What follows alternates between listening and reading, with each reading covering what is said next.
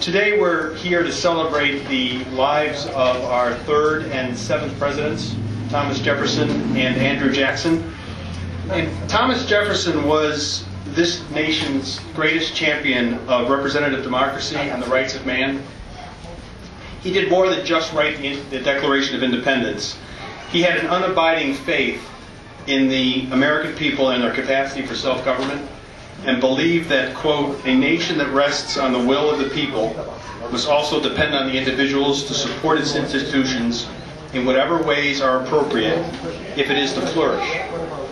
Persons qualified for public office should feel some obligation to make that contribution. If not, public service will be left to those of lesser qualification, and the government may more easily become corrupted, end quote. It is in that spirit that we welcome and thank all of the candidates for the Hampton Town offices and the Hampton and Winnicott School Board positions who are here with us today. We owe all of them a debt of gratitude for the willingness to put their name out there, share their point of view with us, and subject themselves to the arbitrary gradings by a group that operates in the shadows. Some of them will not get enough votes on Tuesday to get elected, but today they are all winners, and we salute them. So thank you very much.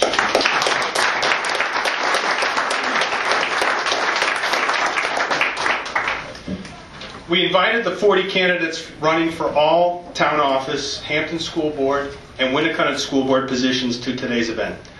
18 accepted our invitation to not only speak, but to post a personal profile on our website, www.hamptondems.org. Unfortunately, two of them, Denise Richter and Francis Quinn, were called away at the last minute and will not be with us today. In a few minutes, you'll have an opportunity to hear from each of these candidates. And we are also videotaping their presentations and hope to be able to post those videos on our YouTube site. We hope that this will enable you and our fellow citizens to make a more informed decision about who will be representing us in the years to come. As much as I would like to think that Thomas Jefferson would be applauding our efforts today, he was by no means a man of the people. Not only did he continue to own slaves after writing that all men are created equal, but he was part of the Virginia dynasty of wealthy landowners that gave us 4 out of our first 5 presidents. Andrew Jackson, on the other hand, came from Tennessee, which at the time was very much on the frontier of American life. He represented the new spirit of America and the growing belief that there was nothing that we, the people, could not do if we put our minds to it. Beginning on his first day in office, when he invited everyone in Washington to the White House to help him celebrate his inauguration, and continuing through his refusal to recharter the Bank of the United States, Jackson saw himself as both the representative and the protector of working people everywhere. And as if to predict what would happen in the first decade of the 21st century, he said that it is to be regretted that the rich and powerful too often bend the axe of government to their own selfish purposes. Jackson also felt that, quote, the great can protect themselves, but the poor and the humble require the arm and shield of the law. End quote. As Democrats, we not only believe that government does have a role to play in protecting the common good, we also believe that as leaders in the community, we have a responsibility, a duty, to support projects and initiatives in our community that not only help those of our neighbors who are less fortunate, but to also ensure that they are not forgotten and that the issues that have impacted them the most are addressed.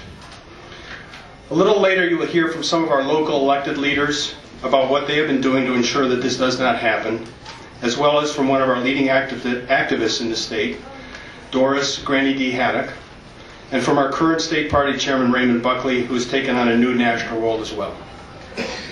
As honored as I am to have these people join us today, I'm even more proud of the fact that the Hampton Democrats have decided to walk the talk and not only recognize the efforts of the Hampton Free Medical Clinic today, but to also donate $2 from the sale of every ticket we sold today to help the clinic in its continuing efforts to provide health care to those in our community who need it most but cannot afford it. Joining us to say a few words about the clinic and the work that it does is Dr. Jay Kaminsky, who was one of the founders of the clinic back in 1998. We do not yet know exactly how large our contribution will be, but we are hoping to be able to present Jay with a check at the end of this meeting, which also gives those of you who are interested in making your own personal contribution Plenty of time to do so.